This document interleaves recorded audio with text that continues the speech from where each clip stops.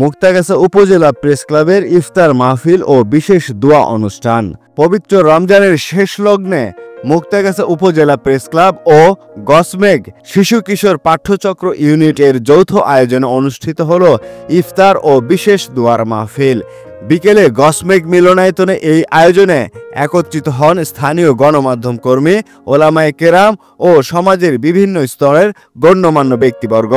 আলোচনা সেশনে ৭১-এর বীর সেনানী, বিশ্ব মুসলিম উম্মাহ ও ফিলিস্তিনের নিরীহ মানুষের শান্তি কামনায় বিশেষ দোয়া করা হয়।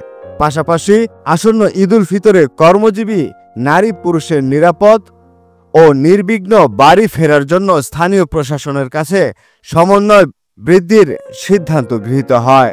মাহফিলে মুক্তাগাছা প্রেস ক্লাবের সভাপতি, সাধারণ সম্পাদক ও দাপ্তরিক কার্যক্রমের পাশাপাশি আমন্ত্রিত অতিথি, আলেম, মাশায়েখগণ অংশ নেন।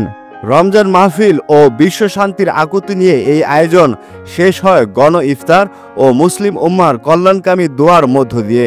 পবিত্র এই মাসে সামাজিক সম্প্রীতি ও আত্মীয়তার বন্ধন দৃঢ় করতে এমন আয়োজনকে স্বাগত জানিয়েছে স্থানীয়রা।